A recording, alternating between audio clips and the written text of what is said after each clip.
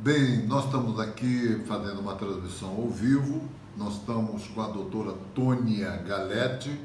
Ela é advogada do Sindicato Nacional dos Aposentados. Além de tudo, é professora universitária, né? Obrigado por você ter vindo. Eu sei que você é uma pessoa muito ocupada. Vamos diretamente ao assunto.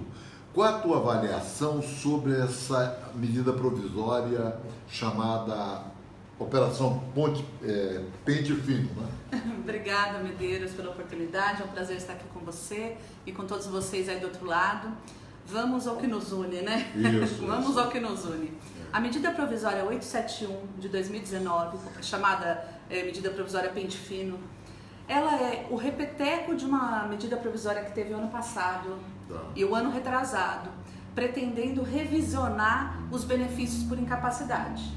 Só que essa medida provisória traz mais alguns detalhezinhos sórdidos importantes de nós compreendermos, porque pode prejudicar ou pode implicar em mudanças na vida das pessoas que recebem benefícios previdenciários. Mas antes da gente falar, Medeiros, da medida provisória propriamente dito, é preciso explicar para as pessoas o que é uma medida provisória, né? Tá bom. Para que elas compreendam exatamente o que está acontecendo. O corretão assim de acontecer é quando o Legislativo, a Câmara dos Deputados e o Senado fazem uma lei. Eles fazem uma lei que contempla uma necessidade da população.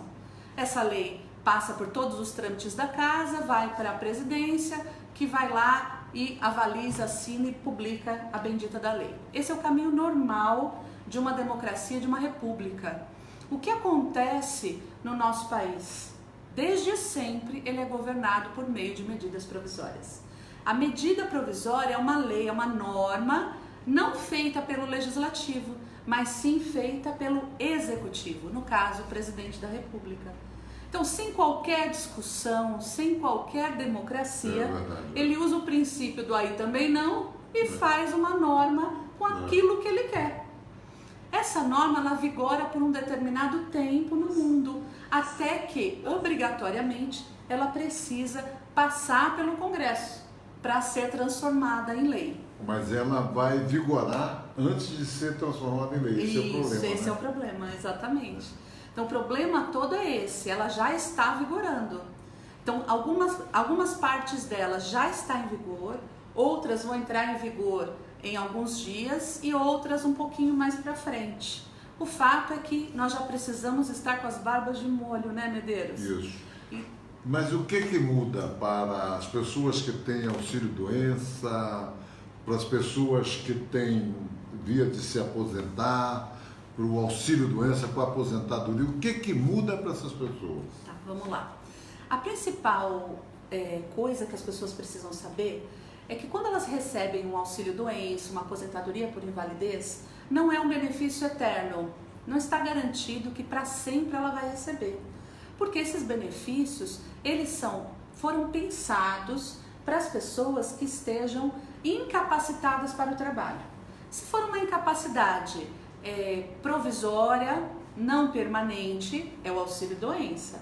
Se for uma incapacidade definitiva, é a aposentadoria por invalidez. Portanto, cessou a incapacidade, cessou esses benefícios, seja um ou seja outro. Vou dar um exemplo para ficar mais fácil. A pessoa é aposentada por invalidez, ela trabalhava numa ferramentaria e ela não consegue mais fazer aquele trabalho, ela ficou doente, adquiriu uma doença, enfim, não consegue mais. Incapacidade definitiva, né? Portanto, aposentadoria por invalidez. Mas vamos pensar que esse mesmo trabalhador volte a estudar, por exemplo, ou faça algum outro curso, alguma capacitação e comece a exercer outra atividade. Sei lá, vira advogado, vira médico, vira contador, qualquer outra coisa. Monta um negócio, ele não tem capacidade de trabalho? Trabalhou, gente, tem que contribuir. Eu costumo brincar com os meus alunos, Medeiros, que assim, você saiu de casa para algum lugar onde você vai obter uma renda, você já acorda espírito devedor. Você já acorda tendo que pagar. Mesmo que você não ganhe aquele dia, mas você tem que pagar. Então, se você tem capacidade de trabalho, você perde o benefício. Essa é a regra. Bom, Se essa é a regra, o que prevê essa medida provisória do pente fino? Isso. Eles vão chamar as pessoas que estão, todo mundo que esteja sem perícia há mais de 6 meses. Então, você está sem perícia, sem nada há mais de 6 meses. Quem fez perícia há menos de 6 meses não será chamado. Não será chamado, isso. Tá, mas quem, vou chamar em primeiro lugar, quem fez perícia há mais de 6 meses. Tá. Há 8 meses, faz isso, 8 meses. 8 meses. Eles vão começar com quem está sem perícia há mais de 2 anos. Tá. Então, depois eles vão trazendo, digamos assim, para mais perto. Para quê? Para verificar se você, trabalhador, está ou não capacitado para o trabalho. Se de repente, ao longo do tempo, você não readquiriu as condições para voltar a trabalhar. É fato, Medeiros, e nós conversamos um pouco antes de estarmos aqui com vocês, que é preciso fazer. Não precisava de medida provisória, gente. Está na lei, é obrigação do INSS fazer. Por quê? Quem paga essa conta somos nós, trabalhadores. Nós, cidadãos, pagamos a conta de quem está aposentado, de quem está recebendo algum auxílio. Então é importante para a nossa sociedade que de fato esteja recebendo quem precise. O detalhe sórdido é que no último pente fino, ainda do outro governo, 80% das pessoas que foram chamadas perderam benefício. É muito grande o número de pessoas que perdem benefício, né? Muito expressivo e muito preocupante. É 80%. Por que chega a 80%? Então não faz pergunta difícil, né? De cada 10, 8 tem o benefício errado. Eu não consigo visualizar isso como algo correto.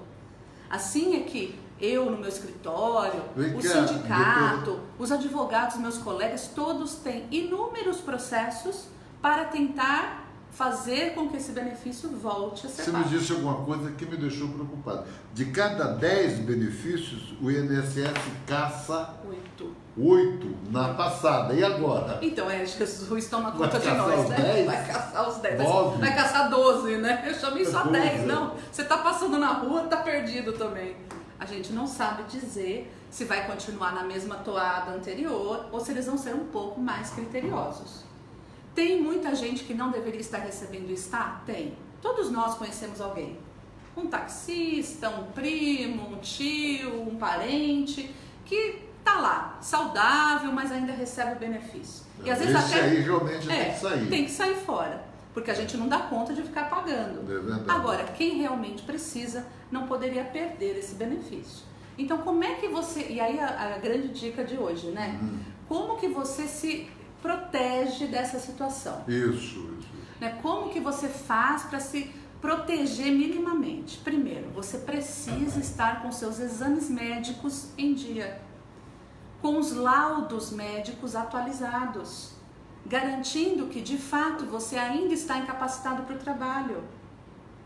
Então é preciso cuidar da saúde, mesmo enquanto recebendo algum benefício por incapacidade, mesmo que a aposentadoria por invalidez.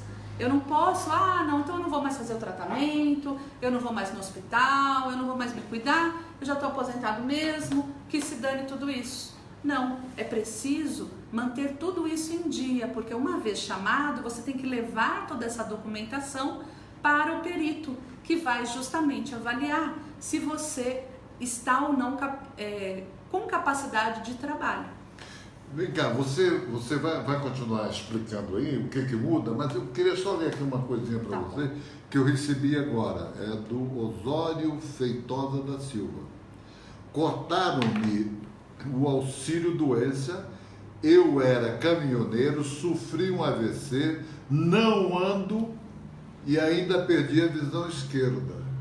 Olha, Osório, na sua situação, não pode cancelar seu benefício. Você não tem capacidade laboral. Agora, vamos pensar que eles descubram que você tem um negócio, um comércio, por exemplo, ou uma loja, enfim, que você trabalhe com alguma coisa. Se descobrirem isso, você tem que devolver o benefício, porque você tem capacidade para o trabalho. Agora, se a sua situação de saúde te incapacita para o trabalho, você tem que manter o benefício. Você não, o INSS terá que manter. O que acontece no reino? eles cancelam. Então, para você tentar convencer o perito, e se não convencer, poder fazer uma ação judicial para ter o seu benefício reativado, você precisa do quê? Ter os documentos médicos em dia. Então, exames, laudos, tudo que comprove que efetivamente você não está exercendo nenhuma atividade. Mais um aqui é o Marcos Gomes. Quem recebe o auxílio acidente B94, como ficará? Pois é. Eu não sei o que é B94, você sabe? O auxílio acidente é para aquela pessoa que sofreu um acidente, de trabalho ou não, mas teve a sua capacidade de trabalho reduzida. Tá. Então, por exemplo, perdeu a mão. Ele pode continuar trabalhando? Pode, mas reduziu a capacidade dele. Nesse caso, ele recebe esse benefício chamado auxílio acidente, que ele vai receber até o momento da aposentadoria. Se foi antes de 95, ele vai receber até morrer. Pela medida provisória, todos os benefícios passarão por revisão. Mesmo auxílio acidente? Mesmo auxílio acidente. Eu vou perguntar mais uma coisa para você. Você disse que primeiro será chamado o pessoal que não faz o exame médico, A perícia, a perícia médica mais de 6 meses. E segundo, muda para quê? Segunda questão que você acha importante. Tá. Então, assim, em relação aos benefícios por incapacidade, é esse o ponto nevrálgico. Mas a MP traz várias outras alterações. Por exemplo, colocando um prazo para que o menor de 16 anos requeira a pensão por morte e receba essa pensão desde o óbito do seu pai ou da sua mãe. Isso, pelo Código Civil, é inconstitucional. Pela própria lei já há uma ilegalidade. Por quê? Porque o Código Civil ele diz o seguinte, que para o menor de idade não corre prescrição. Claro, ele é menor, ele não tem ainda a aptidão completa para os atos da vida civil. Qual é a prescrição aí? Eles estão colocando 180 dias. Depois de 180 dias ele não pode mais requerer? Ele pode requerer, mas aí ele vai ter o benefício só a partir do momento que ele fez o requerimento. Não é retroativo? Isso mesmo. Então é algo preocupante quando começa a haver problemas infraconstitucionais de uma norma com outra, né, conflitos de normas, e isso fere a Constituição Federal também. Então isso é uma questão. Doutora Tônia, deixa eu perguntar uma coisa que também me preocupa. Todos nós temos direito de defesa, não é verdade? Você só é culpado até prova de contrário. Mas eles vão cortar alguns benefícios sem comunicar a pessoa, é isso? Então, eles simplesmente estão dizendo que quando não puderem, e eu queria saber o que é isso, não poder, quando eles não puderem comunicar você, eles simplesmente vão suspender o seu benefício. E aí você vai ter o quê? 10 dias de prazo para fazer sua defesa, porque você vai descobrir que não recebeu. E se eles acharem insuficiente a sua defesa ou improcedente, eles vão simplesmente cancelar definitivamente o seu benefício. E aí você vai ter 30 dias para fazer o recurso. Então, primeiro ponto, eles não podem cancelar benefício sem comunicar ao segurado. Se eles estão te pagando, eles sabem de você, sabem onde você tem. Eles têm que te falar, olha, vou cancelar teu benefício por isso, e te dar um tempo para você justificar que está recebendo. Né? Aí esse é o segundo problema, o tempo que eles estão dando, na hipótese de você ser notificado, é de apenas 10 dias. E pela minha experiência prática, 10 dias é pouquíssimo tempo. Porque às vezes a pessoa, olha só, ela foi viajar. E ela tem que procurar um advogado. Aí ela volta na segunda, a carta chegou na sexta, já está correndo o prazo de 10 dias. Aí ela trabalha, às vezes ela não tem como sair do trabalho ali naquela semana para procurar um advogado. Ela só consegue fazer isso na sexta ou no sábado seguinte. Pronto, já está acabando os 10 dias dela. Então isso parece que fere o direito à defesa que todo cidadão tem, enquanto não rasgar a Constituição. Deixa eu ler aqui da Adriana Angélica. Tudo bem, Adriana? Meu auxílio foi cortado, fiquei 6 anos afastada. Tinha todos os exames desses anos, só tive piora. Recorri e não aceitaram nada. Não aceitaram nada. Tenho fibromialgia. Ai, Adriana, eu sei bem o que você passa com essa fibromialgia, é terrível. Olha só, no seu caso é sempre assim muito importante entender que previdenciário não é loteria. Então, muitas coisas que a gente fala nem sempre se aplicam a esta ou aquela pessoa. Ou o contrário, às vezes a gente não falou exatamente do seu caso, mas se aplica a você. Portanto, é muito importante que você procure um especialista na área do direito previdenciário. Existem inúmeros advogados especialistas, tem o Sindicato Nacional dos Aposentados, tem diversos institutos sérios que podem fazer análise da sua documentação, Adriana, e verificar se de fato tem condições de brigar pela volta do seu benefício. Olha, o senhor Antônio Vilaça perguntou assim: quem é aposentado por invalidez com mais de 60 anos está livre? Está não. Não? Não está livre. Na outra medida provisória, o Temer não, acho que foi a Dilma, sei lá, foi o último meliante que teve lá em cima. Ele retirou as pessoas, eu tô tentando fazer graça para ficar menos pesado, né, gente? Senão a gente só chora, né? Veja só. Tirou as pessoas de 60 anos ou mais desse pente fino. Tá. Essa não, veio nua e crua. Todo mundo vai entrar na roda. Todo mundo? Todo mundo, qualquer cidadão pode ser chamado. Me diga uma coisa, o que mais é que você acha aí importante? Você falou que todo mundo vai ser chamado, que outras precauções tem que tomar? Outra... me diz assim, o tempo de carência aumentou? Como mexido? Sim, mexeram na carência para o auxílio reclusão. Tá. Aí vamos explicar o que é auxílio reclusão, né? Antes que as pessoas comecem a fazer um fuá danado aqui na sua rede social. Auxílio reclusão é um benefício criado em 1965 para as famílias, os dependentes do preso, que trabalhavam e contribuíam para a Previdência Social. Então eu vou dar um exemplo, tudo bem? Eu tô lá trabalhando, aí eu saí nervosa da vida com o chefe, que ficou no meu pé o dia inteiro. Aí eu tomei uma cachaçinha ali na esquina, peguei o carro, atropelei e matei alguém. Vou preso, não vou? Vou preso, não é? Assim que funciona? Você matou alguém, meu jovem. Mas eu não queria, mas assumi o risco. Não é verdade? Essa é a lei, você vai preso. Você era uma pessoa de bem, você trabalhava, sustentava a sua família e teve esse percalço, acabou perdendo a cabeça e fez uma bobagem. O que vai acontecer? Sua família que dependia de você vai passar fome? Não, pensaram no auxílio reclusão para isso. Para sustentar a sua família. Você contribuía para a Previdência. Vocês sabem quantas pessoas... Não é que eu defenda esse benefício, viu, gente? Eu até acho que tinha que acabar. Mas não se trata disso. A gente tem que compreender até mesmo para falar mal de qualquer coisa, não é verdade? Quantas pessoas hoje, presos, recebem esse benefício? Não sei. De quase 900 mil presos, apenas 43 mil. Por quê? A maior parte não contribuía. Eu costumo brincar nas aulas, o traficante, aqueles grandes traficantes que estão presos. Não precisa. Além de não precisar, ele não contribuía. Vende uma tonelada de cocaína, eu vou lá com o meu carnezinho laranja contribuir para a Previdência. Não, o cara não vai, gente. Me ajuda a te ajudar, não vai. Então, esse é para o trabalhador que contribui. Então, no auxílio reclusão não tinha carência. Mas o que eu vi então, aí... isso que mudou, a carência. Agora tem carência. Agora tem carência. Quanto é que é a carência? 2 anos. 2 anos. 2 melhor, anos. né? É melhor, né? Ficou um pouquinho mais razoável, melhor. né? Agora me diz o seguinte, também quem recebia o auxílio doença e o auxílio reclusão, agora acabou isso, né?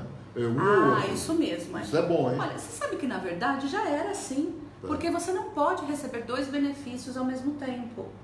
O que acontecia é que às vezes o cara estava recebendo auxílio doença, cometia um crime, ia preso, e o INSS por algum motivo continuava pagando para esse sujeito. E aí a família dele ia lá e pedia auxílio reclusão e por algum período havia concomitância de pagamento. O que eles estão dizendo é que como era antes? O preso podia optar se ele ia abrir mão do auxílio doença para a família receber auxílio reclusão ou não. Hoje, pela medida provisória, não vai mais ter essa opção. foi preso, não tem mais auxílio-doença. Tá bom. Então me diga mais uma coisa.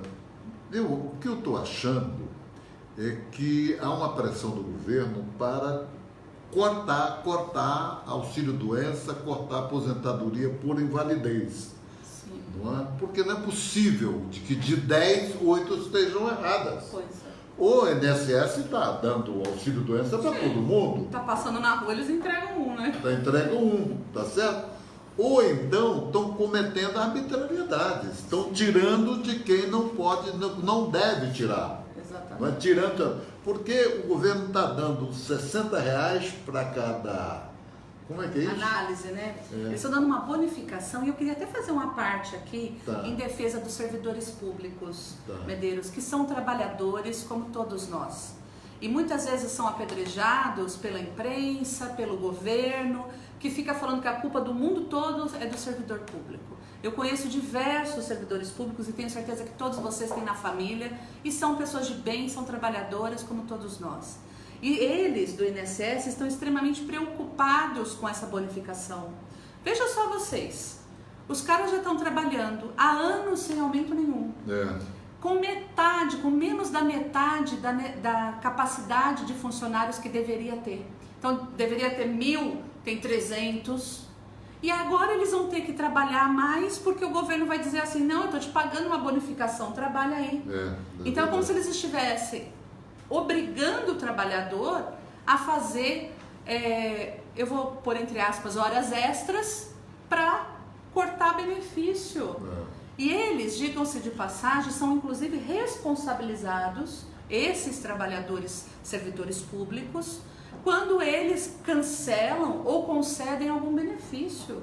Eles não têm respaldo de ninguém. A população odeia eles, o governo odeia eles. Quem está por eles? Então, é uma pergunta importante, que é preciso a gente fazer essa avaliação Verdade, também. verdade. A Giselma Góes está dizendo um absurdo que vem acontecendo, precisa gastar dinheiro com advogados, entendeu? Eu vou falar que para mim é bom, né? Eu estou brincando, Não, mas gente. você tem o Sindicato Nacional dos Não, é Aposentados também, que defende o pessoal. Mas é realmente um absurdo, Medeiros, você pensar que o cidadão precisa gastar, seja com locomoção, com médico, com laudo, com advogado, com qualquer pessoa, situação, quando ele tem um direito.